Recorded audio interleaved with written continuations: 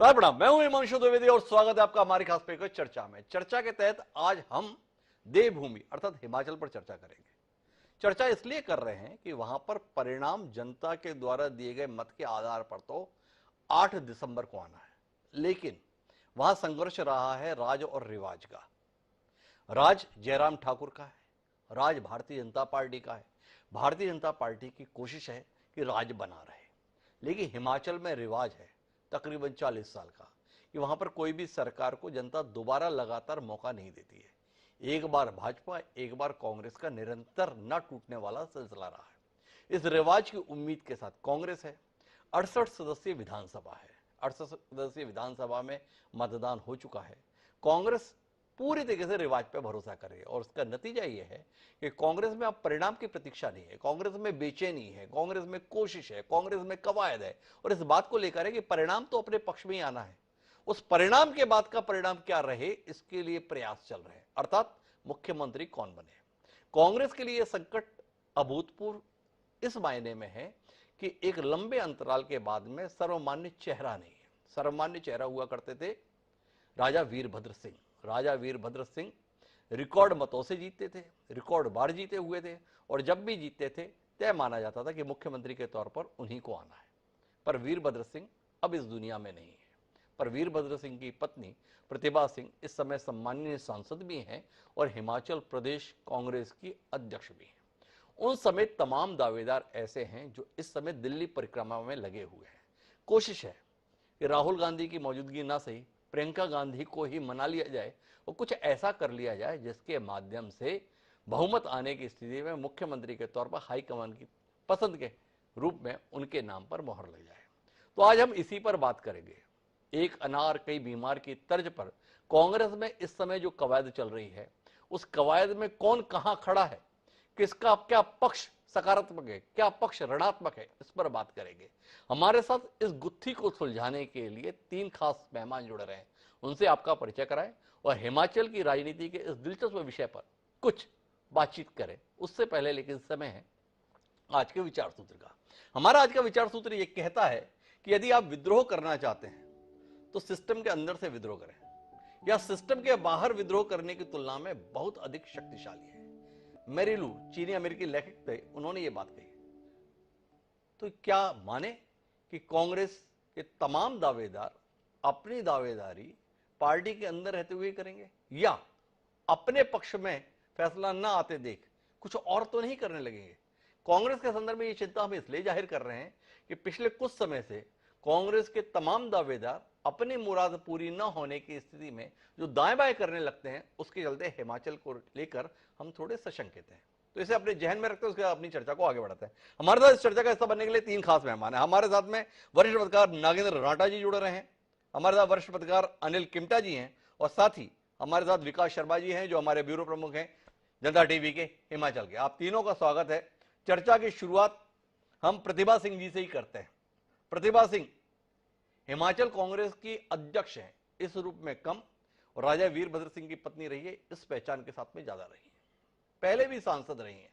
कुल्लू के राजा महेश्वर सिंह को हराकर वह पहली बार सांसद बनी थी, पर महेश्वर सिंह बाद में उन्हें हराने में सफल रहे। तो आपसे जानना यह चाहता हूं नागेंद्र राठा जी, चर्चा की शुरुआत आपसे ही करते हैं कि क्या प्रतिभा सिंह के कोई मौका देने की स्थिति में पार्टी है, और है तो क्यों है?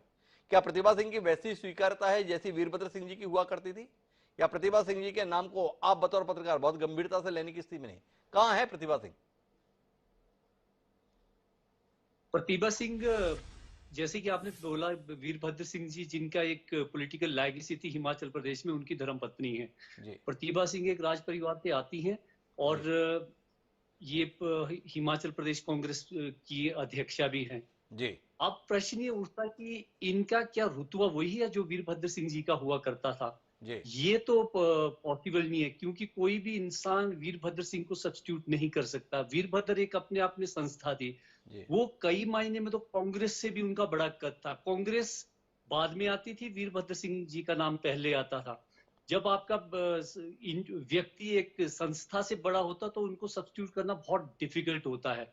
हाँ, जहां तक दूसरी बात है कि भी प्रतिभा सिंह जी का वजूद क्या हिमाचल प्रदेश का जो इलेक्टोरल लैंडस्केप है या फिर हिमाचल प्रदेश का जो पॉलिटिकल स्केप है, उसमें प्रतिभा सिंह जी का काफी बड़ा कद है। इस कद का पता इस बात से लगता है कि चुनाव से पहले कांग्रेस पार्टी ने केंद्र में ये माना कि ऐसा चेहरा हिमाचल प्रदेश में होना चाहिए जिसकी लोगों के बीच में अपील हो और पुरानी कोई आपकी धरोहर है, राजनीतिक धरोहर है, उसका फायदा उसको हार्वेस्ट किया जाए वोटों के रूप में, और जिन्होंने पीछे कंट्रीब्यूशन किया पार्टी को जिताने में। और कुछ अर्से पहले जो यहाँ पे बाई इलेक्शन हुए थे, उसमें प्रतिभा सिंह जी ने जो बीजेपी का रिवाज वाली जो इनकी कथनी जो कह रहे थे बीजेपी वाले कि हम रिवाज बदलेंगे, तो उन्होंने उसमें एक यू टर्न ले लिया, यू टर्न लाया उन्होंने, क्योंकि यहाँ पे 4 की 4 सीटें, जिनमें एक एमपी की सीट थी और 3 विधानसभा की थी, वो कांग्रेस ने जीत हासिल करी। और वहीं से बीजेपी का जो आपका मनोबल था, राजनीतिक मनोबल, उस पे चोट लगी और बीजेपी ने वहीं से अपना मनोबल खोना शुरू कर दिया था। अब यहाँ पे अगर आप मुख्यमंत्री के चेहरे की बात आती है, तो प्रतिभा सिंह वैसे तो डायरेक्टली अपना क्लेम नहीं कर रही है कि मुझे मुख्यमंत्री बनना, क्योंकि उन्होंने चुनाव तो लड़ा नहीं है। अब केंद्र और जो प्रदेश में एमएलए किसके साथ कितने रहते हैं, उसके आधार पर ये व्यवस्था की जाएगी कि चीफ मिनिस्टर कौन हो सकता है। जहां तक उनके राजनीतिक कद का हम आकलन करें, तो वो प्रदेश के पटल पर बहुत बड़ा कद है, क्योंकि उनके जो सुपुत्र हैं विक्रमादित्य जी, चुनाव टाइम में जब लोगों की एमएलए जो कैंडिडेट थे चुनाव लड़ने के लिए उम्मीदवार थे कांग्रेस पार्टी में, तो सबसे ज्यादा डिमांड फील्ड से उनकी आती थी। उससे आपका ये पता चलता कि लोगों में ये दोनों चेहरे काफी पॉपुलर हैं। तो कुल मिला के प्रतिभा सिंह ही नहीं है, प्रतिभा सिंह के साथ में विक्रमादित्य का नाम भी जुड़ा हुआ है, और कहीं ना कहीं वीरभद्र सिंह के साथ में जो संवेदना हिमाचल के लोगों की रही है, उसका लाभ उन्हें मिलता है। लेकिन अनिल कृपड़ा जी मेरे साथ में। अनिल कृपड़ा जी, आप प्रतिभा सिंह को मुख्यमंत्री के तौर पर दावेदार के रूप में देख रहे हैं, या आपको लगता है किसी और चेहरे पर दाव लगाएगी कांग्रेस? प्रतिभा सिंह को हमें इस दौड़ से बाहर रखना चाहिए, कहां है? देखिए, जैसा आपने कहा कि प्रतिभा सिंह पर दाव खेलेगी कांग्रेस या किसी और चेहरे पर, जो पूरा परिदृश्य जो हमारे सामने 8 तारीख के बाद आएगा, मेरा मानना यह है कि कांग्रेस में 4 चेहरे पहले से मुख्य बड़े चले हुए हैं, जिसमें सुखविंदर सिंह सुक्खू, मुकेश अग्निहोत्री, प्रतिभा सिंह, और एक किसी और को भी डार्क हॉर्स के नाम पे मान के चलते हैं कि ये हो सकते हैं। नेता प्रतिपक्ष मुकेश अग्निहोत्री हैं, और कैंपेन कमेटी के चेयरमैन सुखविंदर सिंह सुक्खू हैं, और प्रतिभा सिंह जी अध्यक्ष हैं। लेकिन जहां तक बात आती है कि क्या प्रतिभा सिंह पर दाव खेलेंगे, डिपेंड ये करता है, जो मुझे लगता है, कि कांग्रेस के किस नेता के कितने एमएलए जीत कर आएंगे। एक तो ये कार्ड खेलने जा रही है। दूसरा कार्ड ये जो खेलना का देख रहे हैं, इनको लग रहा है कि राजपूत लीडर ही हिमाचल प्रदेश में मुख्यमंत्री के उस पर रहेगा। उसका कारण है कि राजपूत बहुल प्रदेश है, यहाँ पर मैक्सिमम अभी तक भी जितने सिर्फ शांता होगी, जब पहले हमें यह पता चले कि कौन किसको कितने टिकट दिलाने में कामयाब रहा। प्रतिभा सिंह कितनी कामयाब रही अपने समर्थकों को टिकट दिला पाने के मामले में?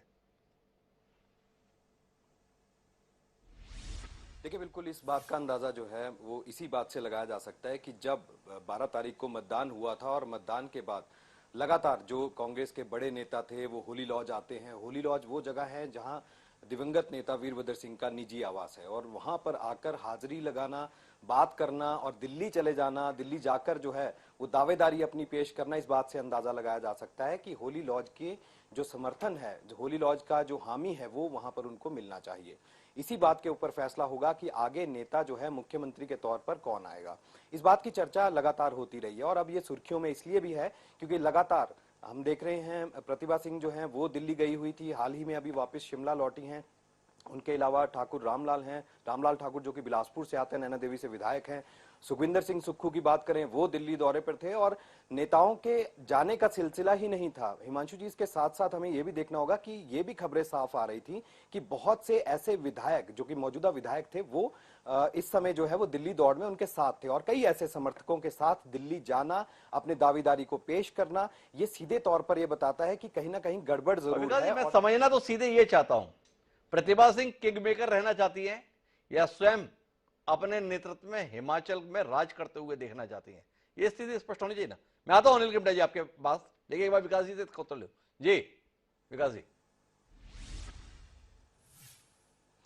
निश्चित रूप से देखिए, बिल्कुल हिमांशु जी आप बिल्कुल सही कह रहे हैं, और ऐसा इसलिए भी लगता है क्योंकि प्रतिभा सिंह, क्योंकि उनको इसलिए भी कहा जा रहा है कि होली लॉज की हामी होनी चाहिए, तभी जो है वो मुख्यमंत्री के चेहरे के ऊपर कुछ साफ तौर पर कहा जा सकता है।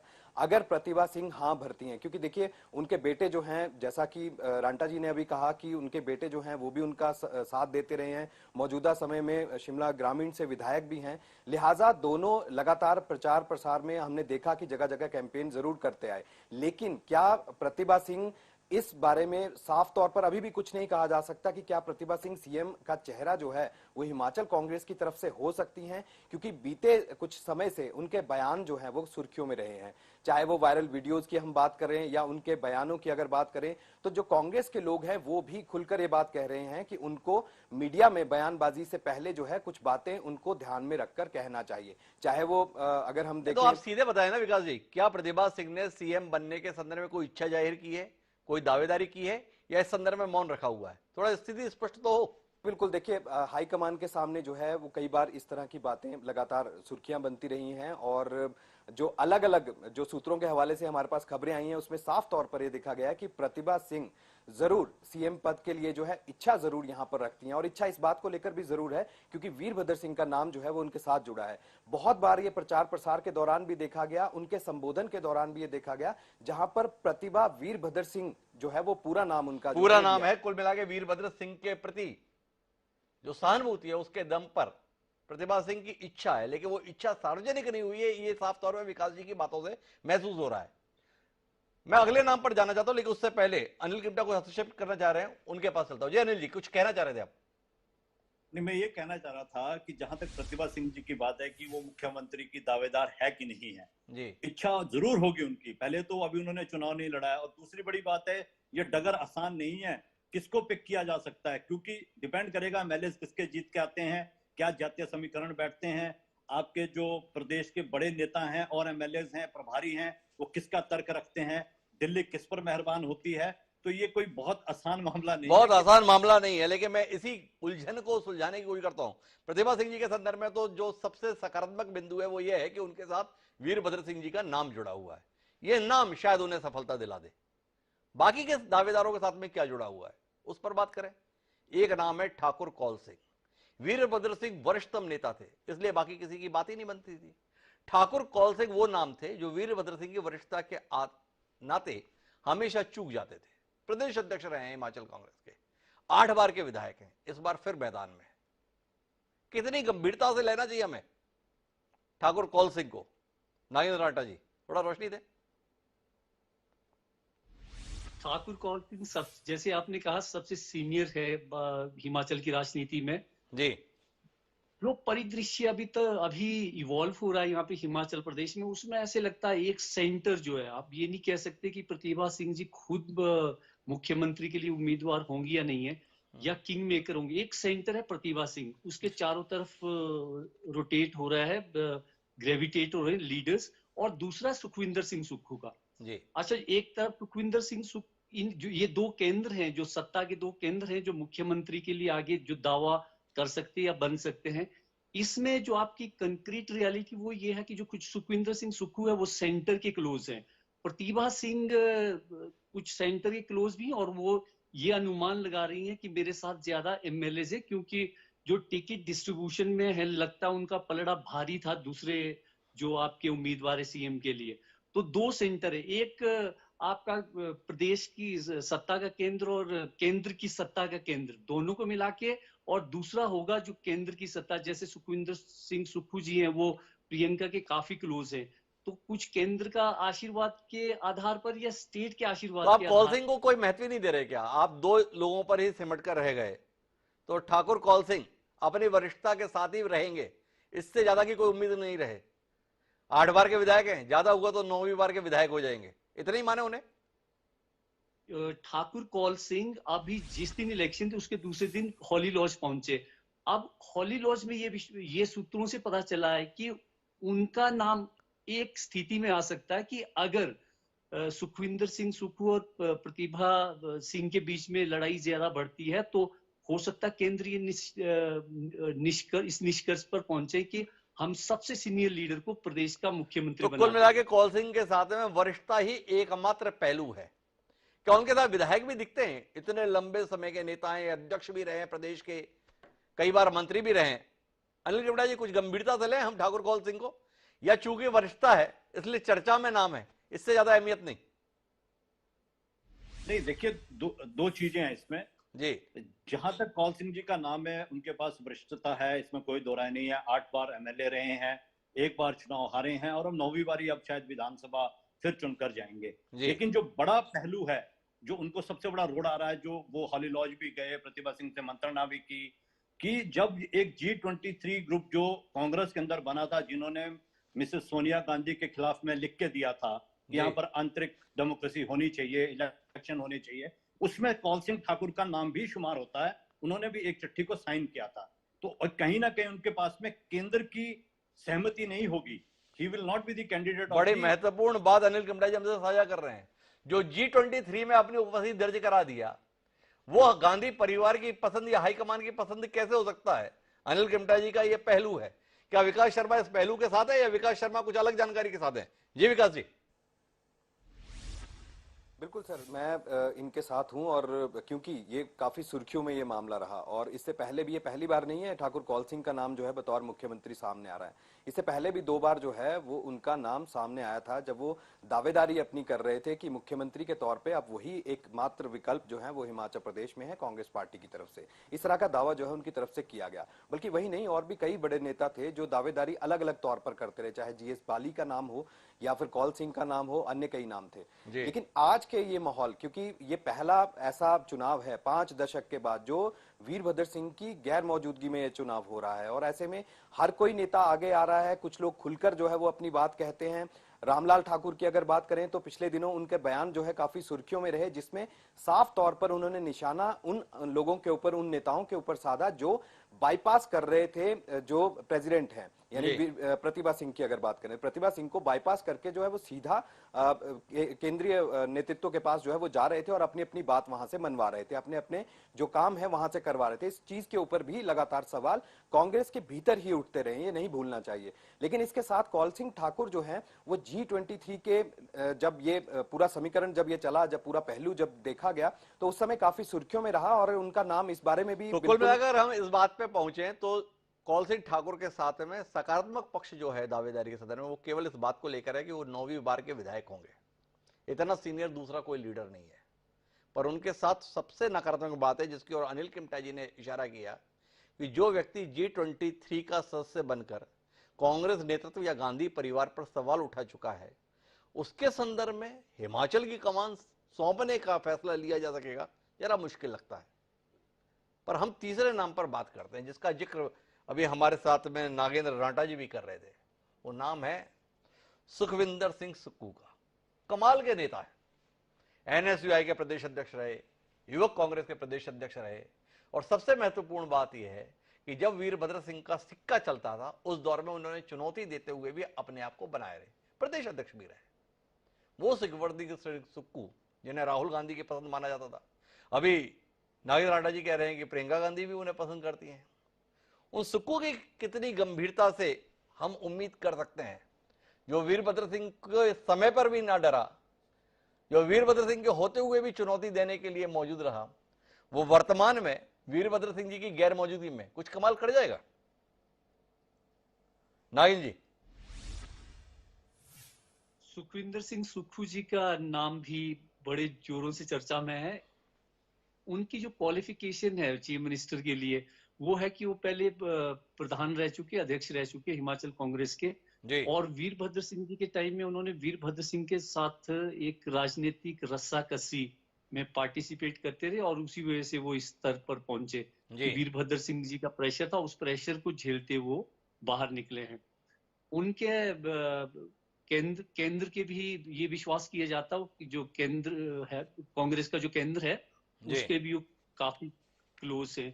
और सुखविंदर सिंह सुक्खू के खिलाफ एक पॉइंट है कि उनको अभी जैसे तजुर्बा की जहां तक बात है कि वो पहले मंत्री नहीं रहे, पहली बार मंत्रिमंडल में आएंगे या बिना मंत्री रहे सीधे चीफ मिनिस्टर बनेंगे, सिर्फ ये पॉइंट उनके खिलाफ जाता है। और ईमानदारी का भी जहां तक बात है, तो ईमानदारी के जो आपकी कैरेक्टरिस्टिक है उसमें भी वो हाई, उसमें भी वो काफी मंत्री नहीं रहे अलग बात है, पर अनिल कृपड़ा जी, जो शख्स वीरभद्र सिंह के दौर में 6 साल तक प्रदेश अध्यक्ष रह लिया, अभी भी चुनाव अभियान समिति का प्रमुख उन्हें बनाया गया, क्या माना ना जाए कि वीरभद्र सिंह जनता के बीच में अपनी पकड़ के तौर पर भले ही कांग्रेस आला कमान को मजबूर करते हो, पर कांग्रेस आला कमान की अरसे से पसंद सुखविंदर सिंह सुक्खू रहे? क्या माने वो पसंद इस बार उन्हें मुख्यमंत्री तक पहुंचा देगी अगर जनता ने मौका दे दिया? अगर जनता ने मौका दिया 8 तारीख को नतीजे आने के बाद में, डेफिनेटली सुखविंदर सिंह सुक्खू प्रदेश के अंदर एक बड़ा नाम है, जो 6 बार प्रदेश के कांग्रेस के अध्यक्ष रहे हैं, 6 साल सॉरी, और एनएसयूआई के अध्यक्ष रहे, युवा कांग्रेस के अध्यक्ष रहे, और उनका संगठनात्मक काफी बड़ा एक्सपीरियंस है, और साथ ही साथ दिल्ली के जो आपका कांग्रेस हाईकमांड है उसके काफी नजदीकी हैं, और साथ में ठाकुर भी हैं, राजपूत उससे भी हैं, तो वो सारे उसमें बैठते हैं। और अभी जो टिकट डिस्ट्रीब्यूशन जो हुआ है उसमें मेजॉरिटी टिकट जो है सुखविंदर सिंह सुक्खू के ग्रुप में झटके हैं, ये भी एक बड़ी बात है। अगर एमएलए उनके ज्यादा जीत के आते हैं, केंद्र का वर्चस्व उन पर वैसे ही है, तो सुक्खू के नाम को, सुक्खू का बड़ा नाम है और वो प्रदेश के अंदर मुख्यमंत्री पद के प्रबल दावेदार हैं, और उनकी एक इमेज और भी है, जो वो ठान लेते हैं वो करके ही छोड़ते हैं। मतलब ये एक आम चर्चा है, क्योंकि हमने तो उनको बड़े युवा स्तर से देखा है, बहुत नजदीक से देखा, उनकी राजनीति करने का अपना एक जीवटता है, एक जुझारूपन है। अनिल कृपड़ा ये बता रहे हैं, और ये उनके बायोडाटा से दिखता भी है। एनएसयूआई का प्रदेश अध्यक्ष, युवा कांग्रेस का प्रदेश अध्यक्ष, प्रदेश कांग्रेस का अध्यक्ष, और वो भी 6 साल तक लगातार। पर विकास शर्मा जी, ये जो लड़ाकू प्रवृत्ति, यही तो उनके लिए समस्या नहीं बनेगी? वीरभद्र सिंह को सुखविंदर सिंह सुक्खू फूटी आंख नहीं सुहाते थे, क्या प्रतिभा सिंह को भा जाएगा सुक्खू का चयन? ऐसा तो नहीं सुक्खू के संदर्भ में वीटो हो जाए होली लॉज से, जिसका आप बार बार उल्लेख कर रहे हैं? बिल्कुल, देखिए थोड़ा सा पीछे जो मैं आपको ले जाऊं अगर, तो जब वीरभद्र सिंह थे और चीफ मिनिस्टर थे हिमाचल प्रदेश में, उस समय ठाकुर सुखविंदर सिंह सुक्खू जो हैं वो प्रदेश की कांग्रेस की कमान संभाले हुए थे बतौर अध्यक्ष। उस समय लगातार वीरभद्र सिंह एक बयान जो है वो देते थे कि कांग्रेस पार्टी का बेड़ा गर्क हो रहा है, अपनी मनमानी जो है वो लोग यहाँ पर कर रहे हैं, और ऐसे लोग जिन्होंने पार्टी के खिलाफ काम किया है, आज वो लोग जो हैं उनको अच्छे पदों पर जो है वो यहाँ पर नियुक्तियां दी जा रही। इस तरह की बातें वीरभद्र सिंह की तरफ से उनके बयानों के जरिए लगातार सामने आई। लेकिन उस समय में भी जो चुनाव हुआ, वहां पर भी सबसे ज्यादा जो टिकट आवंटन जब वहां पर हुआ, क्योंकि वो वीरभद्र सिंह के जरिए ही वहां पर होता था, और जहां वो हामी करते थे सबसे ज्यादा उन्हीं को टिकट आवंटन के लिए जो है वो कहा जाता था, और एक लिस्ट बना दी जाती थी, जो हमारी जानकारी है, जो वो कहते थे उस हिसाब से टिकट आवंटन जो है वो यहाँ पर हुआ करता था। लेकिन उस दौर के दौरान भी सुखविंदर सिंह सुक्खू जो है वो 10 से 15 टिकटें जो है वो अपनी लेकर आए थे, तो ये अपने आप में एक बड़ी बात थी। जब आपस में तनातनी थी, और इन तनातनी के बीच में ही जब वो अपना दावेदारी जो है मजबूत करते हैं, अपने आप को मजबूती जो है वहां पर दिखाते हैं केंद्रीय हाईकमान के पास, और टिकट आवंटन के तौर पर जो है कई विधायकों का समर्थन अपने पास बताते हैं। लेकिन आज के हालात बेहद अलग हैं। आज के हालात इसलिए भी अलग हैं क्योंकि वीरभद्र सिंह नहीं है, और सुखविंदर सिंह सुक्खू का कद जो है वो भी बढ़ गया है। प्रचार प्रसार कमेटी, यानी कि ये वो पद है जिस पर वीरभद्र सिंह के अलावा यहाँ दूसरा कोई कांग्रेस में अभी तक नहीं देखा गया, पिछले 5 दशकों में देखे। तो ऐसे में अब ठाकुर सुखविंदर सिंह सुक्खू के पास जो है ये बड़ा पद है, और इसके जरिए ही वो ये दावा कर रहे हैं कि ज्यादातर विधायक जो हैं वो उनके साथ हैं। आप मेरे सवाल पर नहीं गए, एक बार मेरे सवाल को दोबारा सुनने की कोशिश कीजिए। मेरा सवाल यह है, सुखविंदर सिंह सुक्खू कितने ही लोकप्रिय नेता हों, कितने ही बड़े नेता हों, कितने ही जुझारू नेता हों, इतिहास गवाह है कि उनकी और वीरभद्र सिंह की बिल्कुल नहीं बनती थी। क्या प्रतिभा सिंह उस दुश्मनी के संबंधों को आगे जारी रखेगी, या सुखविंदर सिंह सुक्खू के संदर्भ में सहमति दे देंगी? ये कोई सवाल है शिमला के गलियारों में सियासी, या नहीं है? इसका उत्तर चाहिए आपसे। निश्चित रूप से जी बिल्कुल, निश्चित रूप से ये सवाल है और ये बना रहेगा, क्योंकि जिस तरह की तनातनी, जैसा कि मैंने पहले भी बताया कि जिस तरह की तनातनी जो है वो दोनों ही लोगों के बीच में, दोनों नेताओं के बीच में जो है वो यहाँ पर देखने के लिए मिली, वीरभद्र सिंह की तरफ भी और सुखविंदर सिंह सुक्खू की तरफ भी। आखिरकार दोनों एक साथ भी एक मंच पर इकट्ठे भी हुए, लेकिन वो बात बनती नजर नहीं। और आज जब उनकी दोनों की मुलाकात भी होती है तो वो तनातनी तो जरूर बीच में देखी जाती है, लेकिन खुलकर जो है वो सामने नहीं आते। और जो केंद्रीय हाईकमान है वो भी लगातार ये बात कहती रही है कि त्रिमूर्ति हमारे पास है, प्रतिभा सिंह है, मुकेश अग्निहोत्री हैं और सुखविंदर सिंह सुक्खू। त्रिमूर्ति होना अलग बात और उनके बीच में प्रतिद्वंदता होना अलग बात। मैं आखिरी टिप्पणी के लिए नागेंद्र रांटा जी आपके पास आ रहा हूं। क्या प्रतिभा सिंह को स्वीकार होगा सुखविंदर सिंह का होना, या सुखविंदर सिंह के लिए सबसे बड़ी बाधा रहेगी प्रतिभा सिंह का वीटो करना? सबसे बड़ी बाधा उनके लिए प्रतिभा सिंह जी का वीटो होना रहेगा, क्योंकि प्रतिभा सिंह जी कभी भी, जो मेरी अंडरस्टैंडिंग में, व्यक्तिगत तौर पे या संस्थागत तौर पे वो अपना ग्रीन सिग्नल नहीं देंगे। क्योंकि पहले से ही जो मैंने आपको पहले भी इस डिबेट में अभी कहा कि दो सत्ता के केंद्र हैं, एक प्रतिभा सिंह है और दूसरी तरफ आपके सुखविंदर जी सुक्खू हैं। तो इनमें जो आपका जो रिलेशन है, पॉलिटिकल रिलेशन, वो कोई कॉर्डियल नहीं है, अच्छे संबंध नहीं है। एक दूसरे का सहयोग की जगह ये एक दूसरे का विरोध करते हैं। चाहे वो टिकट डिस्ट्रीब्यूशन की बात करो, चाहे पिछला आप 20 साल का इतिहास उठाकर देखें, तो अभी तक चाहे परिवार, एक दूसरे का परिवार या इंडिविजुअल या संस्थागत तौर पे ये एक दूसरे के घोर विरोधी हैं। और मुझे नहीं लगता है कि प्रतिभा सिंह जी इनको अपना कंसेंट देंगे। और तो सुखविंदर जी के साथ सब कुछ सकारात्मक है, एक ही पहलू नकारात्मक है कि दूसरा बड़ा चेहरा अर्थात प्रतिभा सिंह, उनकी नाखुशी, उनकी नाराजगी और पुराने समय से चली आ रही रसाकशी उनकी राह में रोड़ा बन सकती है। बहरहाल इन दोनों की लड़ाई के बीच में एक नाम और जो हमारी चर्चा के केंद्र में है वो है नेता प्रतिपक्ष की भूमिका में पिछले दिनों तक रहे मुकेश अग्निहोत्री। मुकेश अग्निहोत्री को कितना गंभीर नाम आंकते हैं अनिल किमटा जी आप? कहीं हैं वो, या केवल इसलिए हमारी चर्चा में है इसीलिए बातचीत को लेकर जाते हैं कि अब जो शख्स नेता प्रतिपक्ष रहा है तो उसके नाम का उल्लेख होना चाहिए, या इसके इतर कुछ है? विधायक उनके साथ में कुछ ऐसा व्यवहार है उनका जिसके चलते लोगों को लगेगा कि उनको मौका मिलना चाहिए? देखिए, मुकेश अग्निहोत्री तीसरा बड़ा नाम है, कांग्रेस पार्टी का नेता प्रतिपक्ष है और पिछले 5 सालों में विधानसभा के अंदर, विधानसभा के बाहर उन्होंने सरकार के विरुद्ध जितने मुद्दे हो सकते थे सारे जोर शोर से उठाए हैं। और उनकी जो परफॉर्मेंस है एज ए जर्नलिस्ट हमने आंकी है वो बहुत अच्छी रही है। उन्हें विपक्ष की भूमिका बहुत अच्छे तरीके से निभाई है। और उनका जहां तक बात है कि नाम definitely it will be there in consideration, because उनको इग्नोर नहीं कर सकते। सिर्फ उनके खिलाफ में एक ही फैक्टर जाता है जो बार बार भुनाया जाता है, जिसको केंद्र इग्नोर भी कर सकते हैं, कि वो एक ब्राह्मण है। और ब्राह्मण की जो परसेंटेज है वो हिमाचल जैसे प्रदेश के अंदर कम है। एक ही फैक्टर उनके खिलाफ जाता है, बाकी सारे फैक्टर्स उनके हक में है। और ऐसा भी नहीं है कि ये बड़ा फैक्टर है कि इसको इग्नोर नहीं किया जा सकता, क्योंकि केंद्र भी चाहता है कि ऐसा लीडर हिमाचल प्रदेश में लीड करे जो तेज तरार हो, जिससे पूरे पिछले 5 साल पूरे सरकार को कटघरे में खड़ा करके रखा। कोई भी इशू था जोर शोर से मुकेश अग्निहोत्री और उनकी टीम उठाती थी।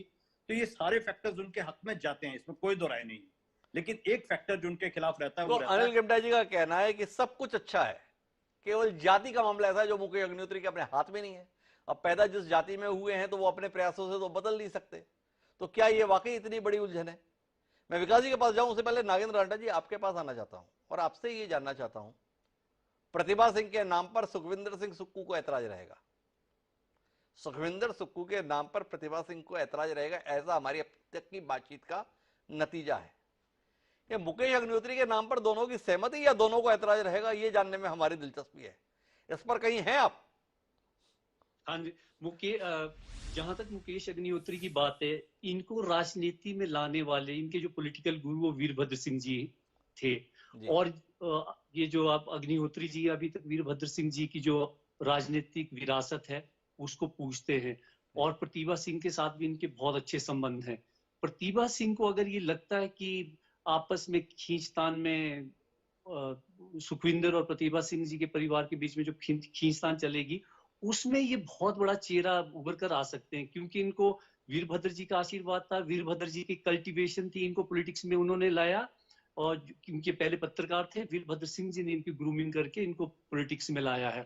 तो प्रतिभा सिंह जी अगर ऐसा कुछ केंद्र की तरफ से या प्रदेश में जो आपके एमएलए कांग्रेस के जीत के आएंगे, अगर उनके बीच में कोई ऐसी सहमति होगी तो प्रतिभा सिंह जी जरूर इनके नाम को सपोर्ट करेंगे। अगर दूसरी तरफ पर सुक्खू जी का रुख क्या रहेगा? अच्छे हैं, सुखविंदर सिंह सुक्खू के साथ भी इनके रिलेशन अच्छे हैं, तो मुझे लगता है सुखविंदर सिंह सुक्खू भी उसके लिए मना नहीं करेंगे। अच्छा, एक और प्रश्न है यहाँ पे, जो ये नेता है जैसे सुखविंदर सिंह सुक्खू है, मुकेश अग्निहोत्री है, कांग्रेस पार्टी में ये मंथन चला हुआ है कि जो चीफ मिनिस्टर बनेगा उसके पास कम से कम 10, 15, 20 साल होने चाहिए, वो बुजुर्ग नहीं होना चाहिए। इसी वजह से जैसे कौल सिंह जी वगैरह है, तो उम्र भी उनके जो उम्मीदवारी में बड़ा रोड़ा बन सकती है। ये दोनों सुखविंदर सिंह सुक्खू और मुकेश अग्निहोत्री उम्र के लिहाज से भी ये एक सकारात्मक बिंदु इनके संदर्भ में। लेकिन मैं विकास शर्मा जी आपसे जानना चाहता हूं, अमूमन जो नेता प्रतिपक्ष के तौर पर व्यक्ति रहता है, उसके संदर्भ में लोगों को शिकायत रहती है वो सरकार के पे रोल पे रहता है, सरकार से मैनेज रहता है, सीएम के साथ ठीक संबंध बना के रखो, अपने काम निकालते रहो। मुकेश अग्निहोत्री इस मामले में कहां खड़े थे 5 साल? जयराम ठाकुर के साथ असल में होते थे, दिखते खिलाफ थे, या वाकई खिलाफ थे और दिखते भी खिलाफ थे? देखिए, विधानसभा के अंदर या बाहर की अगर बात करें तो लगातार जो है वो पूरी तरह से अपना नेता प्रतिपक्ष की जो भूमिका है बहुत ही एग्रेसिवली और बड़ी मजबूती के साथ जो है उन्होंने अपनी बातें वहां पर रखी। चाहे वो सरकार को कटघरे में खड़े करने की बात हो, जिस तरह से अनिल किमटा जी कह रहे हैं, वो पूरी चीजें जो है वो हम विधानसभा के अंदर जब हम देखते हैं, जब हम रिपोर्ट करते थे, तो वो चीजें नजर आती थी कि कांग्रेस की बात और विपक्ष की भूमिका किस तरह से जो है वो सदन के भीतर रहती थी। लेकिन आज जब हम ये देखते हैं कि सदन के बाहर जब वो कभी मिलते थे, आपसी रिश्ते उनके कैसे हैं, तो बयानबाजी के जरिए जो है वो जरूर ये चीजें खटास के तौर पर देखी जाती रही हैं। मुख्यमंत्री की तरफ से करें अगर या नेता प्रतिपक्ष मुकेश अग्निहोत्री की तरफ से कहें, तो दोनों के ही बयान जो है वो तू तड़ाक की राजनीति जो है वो हिमाचल प्रदेश में, ये मैं इसलिए कह रहा हूं क्योंकि कई बार उनके बयानों में तीखी प्रतिक्रिया जो है वो जरूर देखने के लिए मिली है, और कई बार तो व्यक्तिगत हमले तक जो है वो किए गए और बयानों के जरिए जो है ये बात कही गई। और कई ऐसी चीजें हैं जिसके नाम पर ये कहा जाता है कि इनकी आपस में नहीं बनती, लेकिन व्यक्तिगत संबंध जो है वो बहुत अच्छे हो सकते हैं, हालांकि दिखते नहीं है, वो हो सकते हैं, लेकिन जब तीखी प्रतिक्रिया और व्यक्तिगत इस तरह से आरोप और प्रत्यारोप जब लगते हैं तो निश्चित रूप से कहा जा सकता है कि आपस की जो बातचीत है उसमें खटास जो है वो जरूर यहां पर है। तो कुल मिलाकर मुकेश अग्निहोत्री ने भविष्य को ध्यान में रखा, उन्होंने अपने तौर तरीकों से लगातार ये जताने की कोशिश की कि मेरा जयराम ठाकुर या उसकी सरकार से कोई ताल्लुक नहीं है। वो तलखी उनके बयानों में, उनके व्यवहार में भी दिखी। क्या ये तलखी मददगार रहेगी, जानने में दिलचस्पी रहेगी। 2 नाम हमारे पास में और विचार के लिए हैं, उनमें से एक नाम जिसका जिक्र बार बार आ रहा है, रामलाल ठाकुर। 3 बार मंत्री रहे, नैना देवी विधानसभा क्षेत्र से 9वीं बार चुनाव लड़ रहे हैं। उनको भी काफी गंभीरता से लोग आंक रहे हैं। गलत आंक रहे हैं, सही आंक रहे हैं, ये जानने में नागेंद्र राठा जी मेरी दिलचस्पी है, कुछ रोशनी दीजिए ना। जिस 12 तारीख को जब चुनाव संपन्न हुए उसके दूसरे दिन रामलाल ठाकुर भी होली लॉज में चर्चा के लिए पधारे हुए थे और काफी 2-3 घंटे का उन्होंने चर्चा की और उसके बाद वापिस अपने चुनाव क्षेत्र चले गए। तो रामलाल ठाकुर का भी मुझे लगता है यही मानना होगा कि अगर सपोज सीनियरिटी के आधार पे चीफ मिनिस्टर की उम्मीदवारी तय होती है तो वो सीनियरिटी के लिहाज से उनका भी दूसरा या तीसरा नंबर आता है। और वो एक राजपूत नेता है, तेज तरार नेता है, राजपूत नेता है, और आपके हमीरपुर की जो पार्लियामेंट्री कॉन्स्टिट्यूएंसी वहां से आते हैं। उनको भी यही वजह होगी शायद जो वो हॉली लॉज पहुंचे, वो भी आशीर्वाद लेने के लिए गए होंगे कि मुझे अगर बाई चांस कौल सिंह पर सहमति नहीं बनती है G24 की वजह से जो उन पर आरोप लग रहा है, तो अगर कहीं रामलाल ठाकुर का दूसरा सीनियरिटी के नाम पे के आधार पर नाम आता है तो वो भी रेस में जरूर हैं और हॉली लॉज के सहारे वो चीफ मिनिस्टर बन सकते हैं। नाम है, गंभीर नाम है, पर क्या क्षेत्रीय समीकरण भी उनके लिए मददगार है, ये जानने के लिए अनिल किमटा जी मैं आपके पास रुक कर रहा हूं। हमीरपुर संसदीय क्षेत्र, अनुराग ठाकुर का इलाका, प्रेम कुमार धूमल जी का इलाका और जगत प्रकाश नड्डा जी का इलाका, एक ऐसा इलाका जहां पर वो अपना वर्चस्व दिखाते हैं, भाजपा के गढ़ के तौर पर है। क्या उस इलाके से आना रामलाल ठाकुर के लिए मददगार हो सकता है?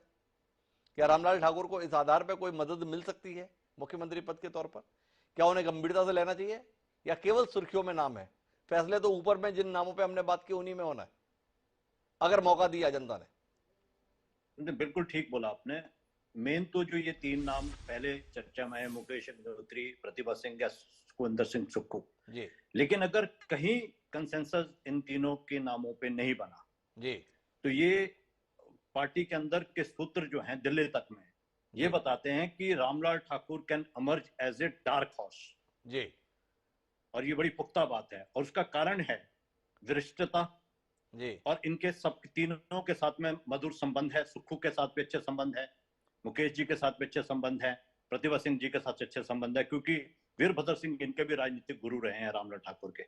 और बड़ी बात जो है उससे ऊपर की जो बात आपने कही कि हमीरपुर संसदीय क्षेत्र से हैं वो, और जगत प्रकाश नड्डा के गृह जिला से हैं, राष्ट्रीय अध्यक्ष भाजपा के उनके गृह जिला से हैं रामलाल ठाकुर, और बिलासपुर के बड़े कांग्रेस के नेता हैं, और अनुराग ठाकुर के खिलाफ ये पार्लियामेंट का चुनाव भी लड़ चुके हैं। तो पार्लियामेंट्री हमीरपुर से अनुराग ठाकुर बड़े नेता हैं, केंद्र में मंत्री हैं, और जगत प्रकाश नड्डा राष्ट्रीय अध्यक्ष है भाजपा के, बड़े नेता हैं, इस वक्त नंबर 3 पे हैं। तो उनके लिए ये एक प्लस पॉइंट रहेगा कि अगर बिलासपुर से, और ऊपर से बिलासपुर सेंटर आता है जी, सेंटर जगह है, तो यहां से रामलाल ठाकुर जो है he can emerge as a consensus candidate, वो कंसेंसस कैंडिडेट बन सकते हैं। क्योंकि डिपेंड ये भी करेगा ना कि अगर तीनों ग्रुप्स अलग अलग चल रहे हैं, प्रतिभा सिंह का ग्रुप अपना है और मुकेश ग्रुप का ग्रुप अपना होगा, सुक्खू का ग्रुप अपना होगा, तो अल्टीमेटली पार्टी के अंदर ये भी चल रहा है कि रामलाल ठाकुर जो है उनकी केंद्र के कुछ नेताओं से उनकी भी नजदीकियां हैं कि कहीं ना कहीं फिर इनको जो है लीडर बना दिया जाए और इनके हाथ में बागडोर जो है प्रदेश की संभाली जाए। तो ही कैन, रामलाल ठाकुर का नाम जो है उसको इग्नोर नहीं कर सकते, वो केवल मात्र सुर्खियों में नहीं है, he can emerge as a dark horse. ये मैं बिल्कुल एक डार्क हॉर्स के तौर पर देख रहे हैं अनिल किमटा जी उनको। लेकिन विकास जी आपसे जानना ही चाहता हूं कि रामलाल ठाकुर के बायोडाटा में ये दिखता है कि वो कई बार मंत्री रहे हैं। बतौर मंत्री क्या उनकी परफॉर्मेंस ऐसी रही है जिसमें कांग्रेस नेतृत्व ये महसूस करे कि इस व्यक्ति को हम मुख्यमंत्री भी बना सकते हैं, या बतौर मंत्री उन्होंने कुछ ऐसा नाम कमाया कि भाई सबको बना लो, इस व्यक्ति को तो ना बनाओ? थोड़ी उनकी छवि के संदर्भ में रोशनी दीजिए ना। रामलाल ठाकुर वरिष्ठ हैं ये तो ठीक है, मंत्री के तौर पर कहां खड़े थे? देखिए, 2 चीजें यहाँ पर हैं। एक, सबको साथ लेकर चलने की बात जो कि वीरभद्र सिंह ही यहाँ पर किया करते थे, और दूसरी बात ये कि बेबाकी से अपनी बात कहना और बेधड़क कहना, और खास तौर पर जो सामने की तरफ जो पार्टी है उसको निशाना जो है वो उसके ऊपर साधना और फैक्ट्स और इन चीजों के ऊपर बात करना। तो कुल मिलाकर हिमाचल प्रदेश में अभी ठाकुर रामलाल की छवि ऐसी है कि बेबाकी से अपनी बात रखते हैं।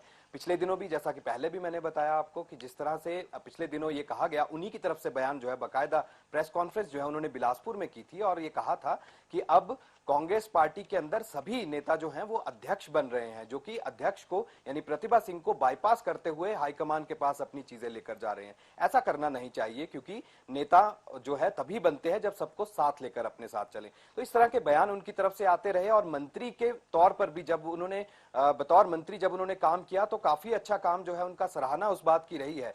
लेकिन आज के समय में अगर उनका नाम मुख्यमंत्री के तौर पर लिया जा रहा है तो ये वही चीज होगी, क्योंकि एक तो पार्लियामेंट्री, जिस तरह से हम कह रहे हैं कि लोकसभा क्षेत्र जो है वो हमीरपुर से आते हैं, और कई बार के विधायक जो है वो यहाँ पर रहे हैं, और कई ऐसे विधायक हैं जिनके लिए उनकी छवि जो है वो बहुत अच्छी है, यानी कि जो उनको साथ लेकर चलने की बात यहाँ पर कही जाती है, तो वो बिल्कुल सही होगा। उनको साथ लोगों का मिल सकता है अगर नाम जो है वो उनका फाइनल जो है वो यहाँ पर अगर नाम उनका रखा जाता है फाइनल होने से पहले, तो ये परिस्थितियां जो है वो जरूर देखी जाएंगी रामलाल ठाकुर के लिए, और अहम भी कई मायनों में ये है। पर जो अनिल किमटा जी का कहना था कि उनके तीनों से ठीक संबंध है, मुकेश अग्निहोत्री, सुखविंदर सिंह सुक्खू, प्रतिभा सिंह, आप इसके साथ हैं या आंतरिक स्तर पर, क्योंकि आप शिमला में रहते हैं, कुछ और जानकारी के साथ है? देखिए, ये बात बिल्कुल सही है हिमांशु जी की उनके सभी के साथ संबंध जो है बहुत अच्छे हैं। हमने विधानसभा के अंदर भी देखा किस तरह से मुद्दों को उठाना, किस तरह से किन मुद्दों को उठाना और कौन कौन से मुद्दे जो है उनको ज्यादा अहमियत देना, ये तमाम चीजें जो है वो किया करते थे। और लगातार हमने देखा कि नेता प्रतिपक्ष के साथ वो अकेले में बैठकर घंटों बातें किया करते थे कि आज विधानसभा में किस तरह से मुद्दों को उठाया जाना चाहिए। इन सारी चीजों के ऊपर जो है वो लगातार हमारी नजर बनी होती थी। तो हम यही देखते थे कि क्या विधानसभा के अंदर नेता प्रतिपक्ष के तौर पर जब मुकेश अग्निहोत्री काम करते हैं तो उनके पीछे ऐसी कौन सी फौज है, कौन से ऐसे विधायक है जिनका समर्थन उन्हें है और सीधे तौर पर उनका साथ देते हैं और आक्रामकता के साथ जो है वो अंदर अपनी बात विधानसभा के भीतर अपनी बात रखते हैं, किन मुद्दों को जो है वो जोरदार तरीके से उठाते हैं। तो ठाकुर रामलाल जो है वो नाम है जो तीनों की पसंद जो है वो हो सकते हैं, और तीनों की पसंद ही नहीं बल्कि और भी ऐसे कई विधायक हैं, अगर नाम उनका चलता है, नाम उनका अगर आगे लाया जा सकता है, जब 3 नामों के ऊपर सहमति नहीं बनती तो ये नाम भी गंभीरता से लिया जा सकता है। बहरहाल अब एक नाम मेरे पास और बचा है इस चर्चा का हिस्सा करने के लिए, और फिर कुछ सवाल है जिनके उत्तर लेने की हम कोशिश करेंगे। ये जो नाम है वो हिमाचल में कम और दिल्ली में ज्यादा सुर्खियों में रहता है। नाम है चंबा राजघराने से जुड़ी हुई आशा कुमारी का। आशा कुमारी डलहौजी क्षेत्र से आती हैं, दिल्ली में अपने संपर्कों के लिए ख्यात हैं, गांधी परिवार से उनकी नजदीकियां हैं, पंजाब जैसे राज्य के प्रभारी के तौर पर भी उनके पास दायित्व रहा है। उन आशा कुमारी के संबंध वीरभद्र सिंह से कभी खट्टे कभी मीठे रहे। कभी वह वीरभद्र सिंह के बड़ी नजदीकी मानी जाती थी राजनीतिक रूप से, पर बाद में उन्हीं के प्रतिद्वंदी के तौर पर देखी गई, और इस हद तक देखी गई कि तमाम वरिष्ठता के बावजूद भी आखिरी दौर में वीरभद्र सिंह ने उन्हें अपनी सरकार का हिस्सा नहीं बनाया था। तो कभी मंत्री पद से वंचित कर दी गई आशा कुमारी क्या मुख्यमंत्री के तौर पर देखी जा सकती हैं? यह सवाल नागेंद्र राठा जी आपसे है, क्या कहते हैं? हिमांशु जी, जहां तक आशा कुमारी जी का सवाल है, वो इंटेलिजेंट और तेज तर्रार नेत्री हैं। विधानसभा में उनकी बहुत अच्छी परफॉर्मेंस रहती है। जब भी वो पंजाब की कांग्रेस का जब इंचार्ज थी, वहां भी उनकी बड़ी अच्छी परफॉर्मेंस रही है।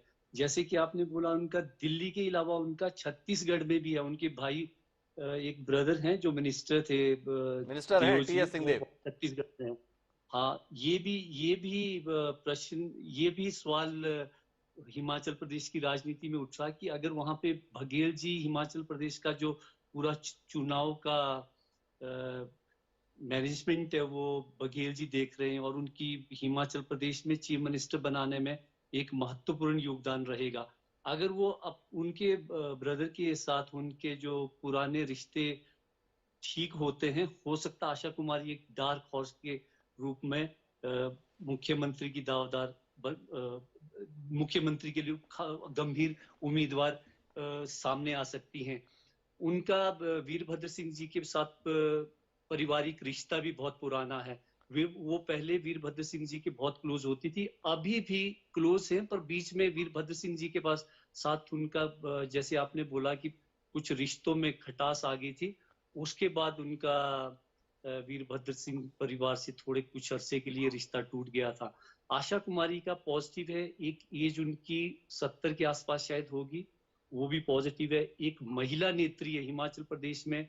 अगर कांग्रेस ने ये फैसला लिया कि हमने महिला को मुख्यमंत्री बनाना, तो आशा कुमारी उसके लिए एक स्ट्रॉन्ग उम्मीदवार के रूप में आगे बढ़ सकती हैं। उसके अलावा वो ऐसी कैंडिडेट है जो जितने भी ये उम्मीदवार हैं जो ग्रुप्स बने हैं कांग्रेस के अंदर, उनके लिए सबके लिए शायद सर्वमान्य हो सकती है। सब लोग उस पर अपना कॉन्सेंसस जता सकते हैं।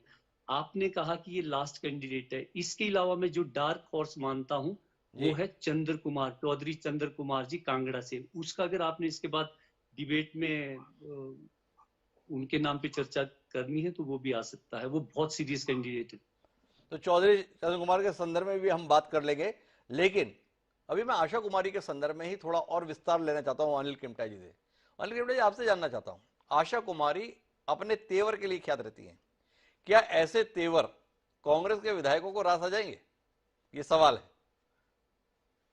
नहीं, ठीक बात है। आशा कुमारी जो है वो वीरभद्र सिंह आशा कुमारी के मौसा थी जी, रिश्ते में भी है वीरभद्र सिंह के आशा कुमारी जी। वीरभद्र सिंह की जो पहली पत्नी थी और आशा कुमारी की जो मदर है, वो दोनों सिस्टर्स थी जी। तो इसलिए हॉली लॉ से उनकी नजदीकियां, दूरियां मेन उनके प्रतिभा सिंह से नजदीकियां, दूरियां, आज की स्थिति में उनके कितने अच्छे संबंध हैं। तो आशा कुमारी एक बड़ा नाम है, डेफिनेटली वो भी कंसिडरेशन में है, क्योंकि उनके पास एक्सपीरियंस है, पॉलिटिकल एक्सपीरियंस है, दिल्ली में एक अच्छा क्लाउड है जो उनको सपोर्ट कर रहा है, एमएलए के साथ में भी उनके अच्छे यहाँ संबंध हैं, चाहे वो मुकेश अग्निहोत्री ग्रुप है, मुकेश के साथ अच्छी बनती है उनकी।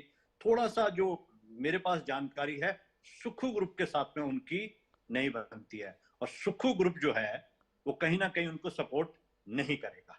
लेकिन वो बात अलग है कि केंद्र अगर मन बनाएगा, क्योंकि होना क्या है जो मुझे लगता है, क्योंकि कांग्रेस का एक सिस्टम रहता है कि सभी एमएलए को बुलाया जाएगा, निर्णय तय कर लिया जाएगा, सिंगल लाइन रेजोल्यूशन होगा, सब एमएलए की हामी होगी और नाम अनाउंस किया जाएगा, जो कांग्रेस में हमेशा होता रहा है और ये अभी भी ऐसा ही होना है। हम नामों पे जितनी मर्जी चर्चा कर ले, अल्टीमेटली एमएलए आएंगे, अंदर कमरों में बात होगी, ये लीडर है, इसका नाम आएगा और उसी तरह करके नाम डिसाइड होगा और लीडर डिक्लेयर कर दिया जाएगा। तो आशा कुमारी का नाम है, डेफिनेटली उनके एमएलए के साथ अच्छे संबंध हैं, मुकेश के साथ अच्छे संबंध हैं और प्रतिभा सिंह जी के साथ अच्छे संबंध हैं उनके, लेकिन सुखविंदर सिंह सुक्खू के साथ में अंदर खाते संबंध अच्छे नहीं है, तो वो ग्रुप उनका विरोध कर सकता है। तो सुक्खू जी की तरफ से चुनौती आ सकती है, लेकिन शिमला में क्या आशा कुमारी को उतनी गंभीरता से लिया जाता है जितना दिल्ली में आशा कुमारी के नाम को गंभीरता से लिया जाता है? ये जानने में हमारी दिलचस्पी है। तो शिमला से हमारे साथ विकास जी हैं। विकास जी, थोड़ा रोशनी दीजिए, आप कुछ गंभीरता से लेते हैं आशा कुमारी के नाम को, या ठीक है अब इतनी सीनियर हैं, इतनी बार की विधायक हैं, तो चर्चा में तो नाम रहेगा, पर चर्चा परिणाम दे पाएगा ऐसी कोई उम्मीद नहीं? क्या देखते हैं आप इस नाम पर? देखिए बिल्कुल, क्योंकि आशा कुमारी वो नाम है जो महिला नेतृत्व जो है वो करती रही हैं और डलहौजी से विधायक रही हैं, कई बार की विधायक रही हैं और बड़ा नाम है हिमाचल प्रदेश की राजनीति में, पूर्व में मंत्री भी रही हैं, जैसा कि पहले भी चर्चा में बताया जा रहा है। लेकिन आज हाल फिलहाल की अगर परिस्थितियों की बात करें तो शिमला में भी उनका अच्छा नाम है और शिमला के साथ साथ विधानसभा के भीतर जो है वो हमने देखा कि किस तरह से मुद्दों को उठाना और मुद्दों को उठाने के साथ साथ कटघरे में खड़ा जो है वो कई मंत्रियों तक को यहां पर कर देना। हालांकि कई बार हमने देखा कि खटास जो है वो रिश्तों में वहां पर देखी गई, बातचीत के दौरान भी आक्रामकता के साथ जो है वो अपना रुख उन्होंने इख्तियार किया, वो हमने देखा। लेकिन आज जिस तरह से किमटा जी कह रहे हैं कि अब सुखविंदर सिंह सुक्खू या फिर ये तमाम नेता जिनकी हामी होना बेहद जरूरी होगा कि आज मुख्यमंत्री के चेहरे के ऊपर चर्चा अगर हो रही है तो कौन से ऐसे विधायक होंगे जिनका समर्थन जो है वो उनको मिलना चाहिए। तो ऐसे में सुखविंदर सिंह सुक्खू जो है उनको बिल्कुल नजरअंदाज जो है वो यहाँ पर नहीं किया जा सकता, क्योंकि मुकेश अग्निहोत्री के साथ उनके बहुत अच्छे संबंध हैं। विधानसभा के भीतर भी हमने देखा है कि वहां पर भी कई बार कई मुद्दों को लेकर जो है वो आपसी चर्चा के बाद जो है मुद्दों को। विकास जी, मेरा एक सवाल है, आशा कुमारी इतनी सीनियर लीडर हैं, इतनी बार की विधायक हैं, पर हिमाचल प्रदेश में उन्हें कोई बड़ी जिम्मेदारी देने से पार्टी ने हमेशा परहेज किया। कभी उन्हें प्रदेश अध्यक्ष नहीं बनाया, मौका लगा तो नेता प्रतिपक्ष की जिम्मेदारी भी नहीं दी, और आज हम उम्मीद करें कि उन्हें मुख्यमंत्री बना सकता है। थोड़ी हमारी उम्मीद ज्यादा नहीं है? निश्चित रूप से ये चीज तो है, क्योंकि वीरभद्र सिंह के साथ उनके बहुत अच्छे रिश्ते जो है वो नहीं रहे, क्योंकि बीच में एक दौर ऐसा था जब उनकी जो रिश्तों की खटास है वो जरूर देखने के लिए मिली। यही एक बड़ी वजह होगी, शायद उनको मंत्री जो है वो उन्होंने नहीं बनाया और किसी तरह से उनको कोई सरकार में जगह उनको नहीं मिली, जिसकी नाराजगी जो है वो आशा कुमारी को भी जरूर थी कि आखिरकार क्यों उनको जो है वो इस तरह से नजरअंदाज जो है वो किया गया, क्योंकि वरिष्ठतम नेता जो है वो कांग्रेस पार्टी की तरफ से वो रही हैं और कई जगह पर बड़ी जोर शोर से अपनी आवाज जो है उन्होंने बुलंद की। कई चीजों में, विधानसभा के अंदर की बात करें या बाहर की बात करें, तो कई प्रोटेस्ट में उन्होंने प्रदर्शन जो है वो बेहतर वहां पर किया है, वो बेहतर किया है। बहरहाल मैं अब इस बातचीत को थोड़ा अलग मोड़ पे ले जाना चाहता हूं, आखिरी दौर की बातचीत है। अनिल किमटा जी, आपसे शुरुआत करना चाहता हूं इस बातचीत की। 68 सदस्यीय विधानसभा, 65 विधायकों का समर्थन जिसको होगा सरकार उसकी बनेगी। आपसे जानना ये चाहता हूं कि कांग्रेस में ऐसा हुनरमंद नेता कौन है कि अगर संख्या बल की दृष्टि से कुछ कमी पेशी रह जाए तो प्रबंधन कर सके। तो नागेंद्र राठौर जी, आपसे शुरुआत करता हूं इसके संदर्भ में। कोई है ऐसा नाम जो इस मैनेजमेंट में माहिर हो, या भाजपा के मुकाबले में सारे खेत रहेंगे?